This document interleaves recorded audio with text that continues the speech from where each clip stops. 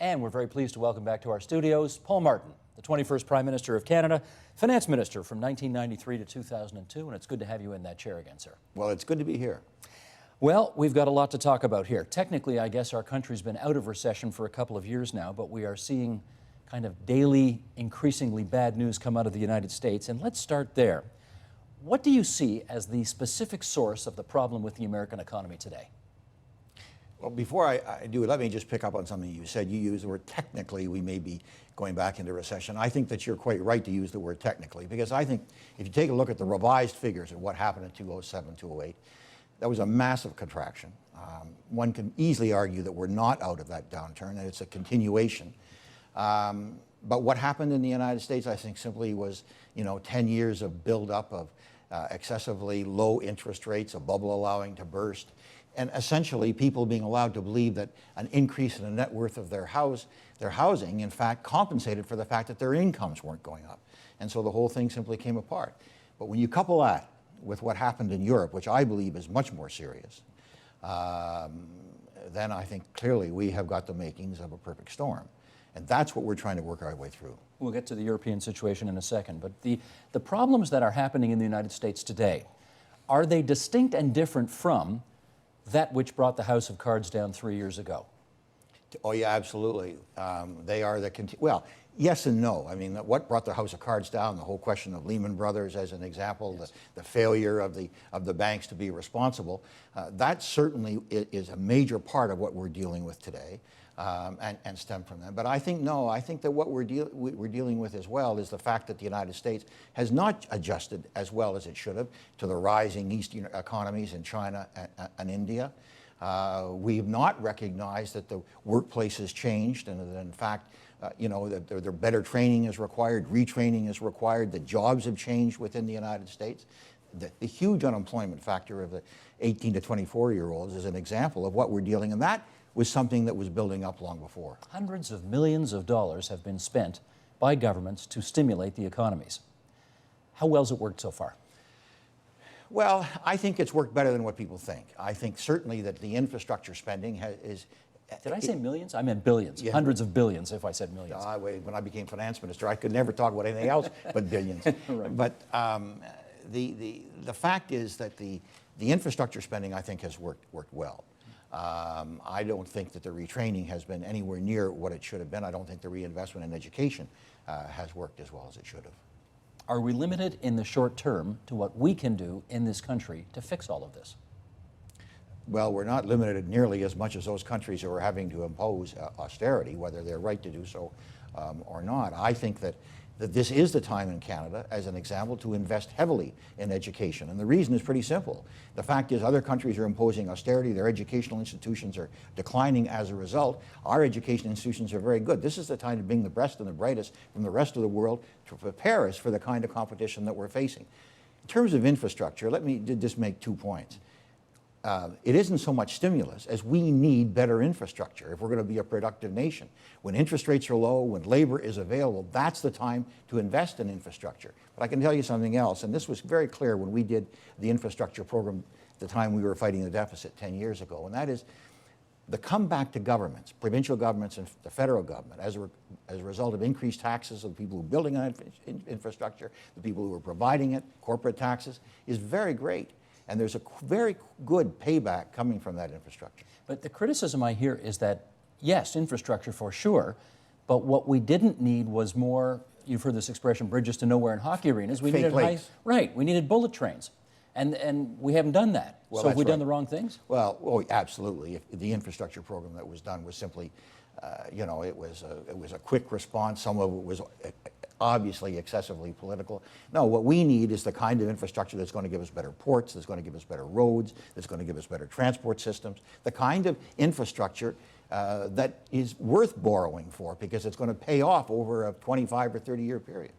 Let me talk to you for a second, again, a follow-up on the U.S. economy. We had a guy named Robert Shapiro on the program the other night who was in Bill Clinton's second term, the U.S. Undersecretary of Commerce. And he told us that today the single biggest drag on the U.S. economy is still a very sick housing market. And until this bad debt is deleveraged, the American consumer is not going to start spending, which obviously means until that happens, nothing's going to happen. That's his analysis. Do you essentially agree with that? I agree with a substantial part of it. There is no doubt that they're going to have to deal with all of these homes that people have walked away from, where the people can't stay in. And if you're going to bail out the banks, I think you can take a look at how you going to bail out people who are dealing with these excessively high mortgages. That being said, I think we've also got to recognize the mistake that was made in the United States was to rely totally on housing to give people self-satisfaction, but also totally on housing to create those jobs. And the fact is that that was a misallocation of resources. They in the United States should have been investing in the kinds of things that were going to allow them to compete with the rising resurgent economies in Asia.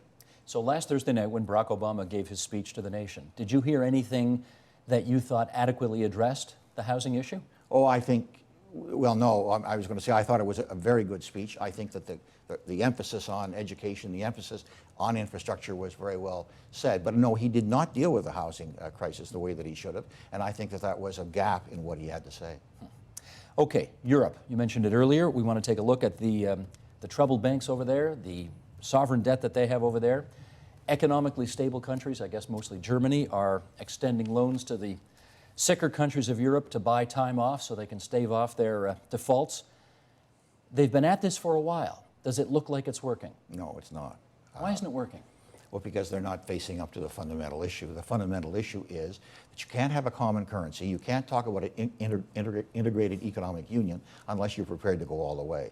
I have believed for quite some time that what the Europeans ought to do is to create a pan-European bond. If you meld all of the European economies together, they in fact have a better balance sheet than the United States does. All of Europe together would. But they can't do it because they've all got all these disparate economies, you know, not bound together.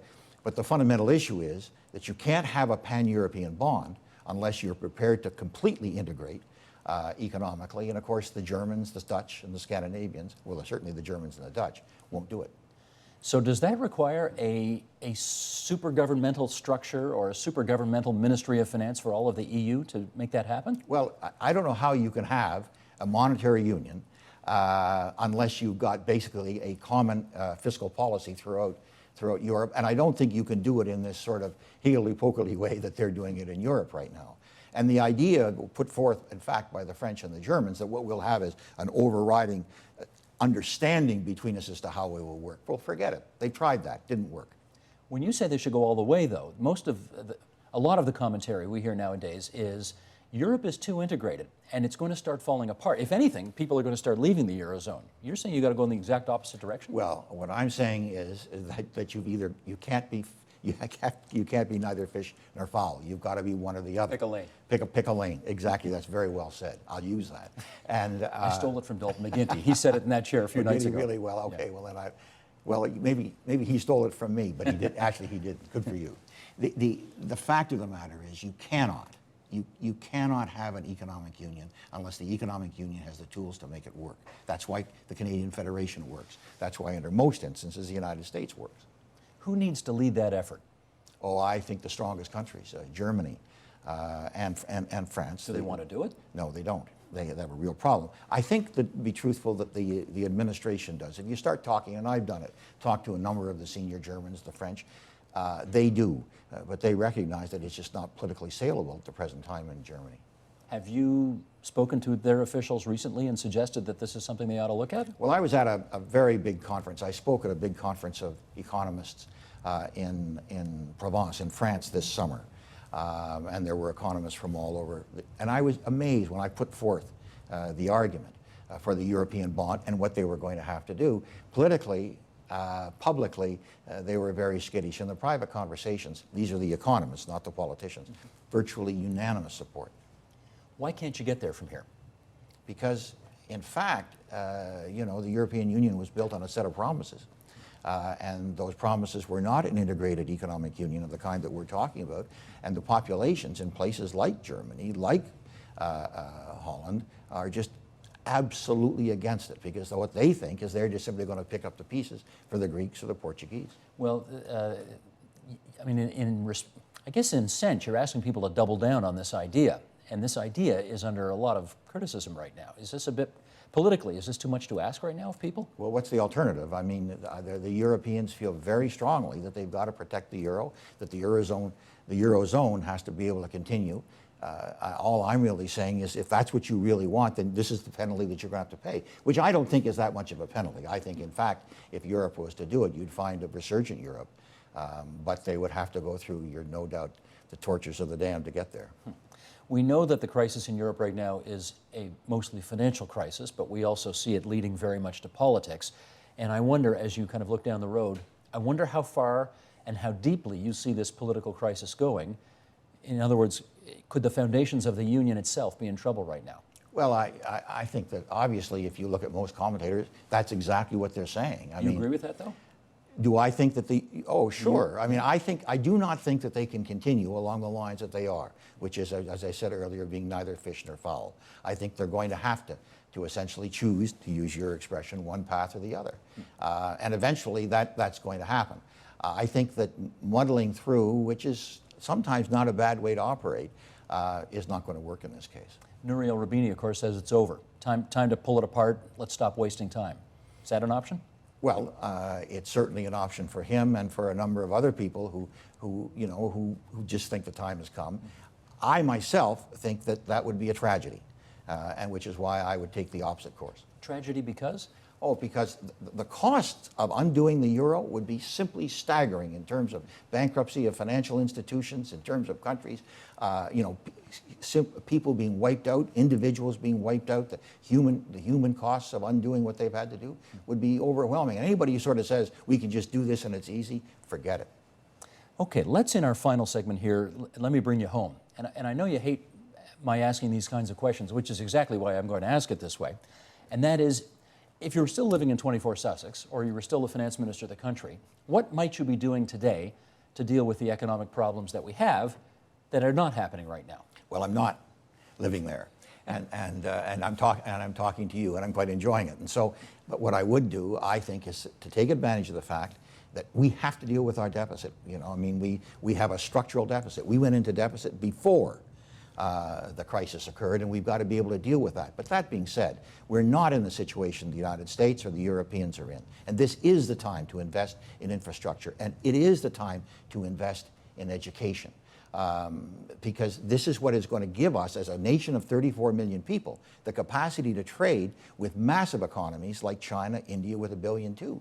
But that would not lower the deficit. Well, you're not going to lower the deficit. In the short run. You're not going to lower the deficit if, in fact, your economy is stagnating. We got to understand that. And there are things that we can do now that will make our economy a great deal stronger. And the fact is, I believe we can walk and chew gum at the same time. We can lower the deficit. We can get our debt to GDP ratio down, and we can invest in the kinds of things that are going to make our economy stronger. I keep going back to this.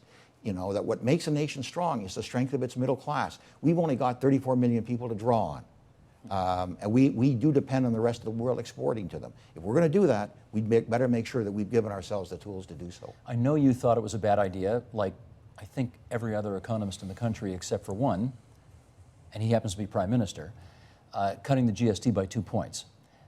Would you try to restore closer to balance on the balance sheet of the country right now by raising the GST? Well, the problem with the cutting of the GST was that there was a better alternative. That was cutting personal income taxes, and that's clearly the way that we should have gone. But look, that's water under the bridge now.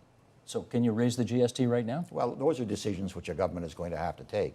I don't think it was the right decision at the time. It put us back, it put us into deficit, took away our margin of maneuver, and took away our ability to lower income taxes, and that was unfortunate. How much revenue do you suppose the government of Canada has foregone as a result of cutting the GST by 2 points? How long ago is it now? 5 years already? A great deal. A great deal. I mean, we're talking hundreds of billions of dollars potentially, right? Well, over time. Over all those years.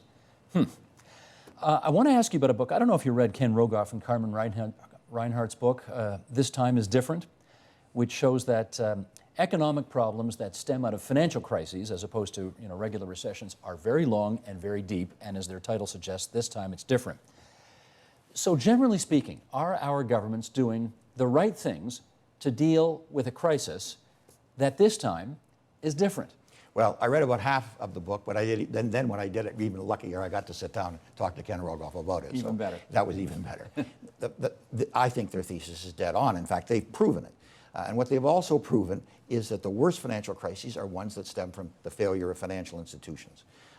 That was, in fact, a very important part of what they had to say. But we in Canada actually have handled that very, very well. We did it when we basically improved bank regulation at a time when other countries were weakening theirs, when New York and London were competing and we didn't. We did it when we did not allow the banks to merge, and our banks are very well managed. So that part of the crises we've taken care of. The Bank of Canada have shown exactly the same thing. Without a doubt, the worst financial crises are those that stem from bank crises because it's a failure of confidence and trust, and the economy depends on confidence. Where do you think we're on the wrong track in Canada?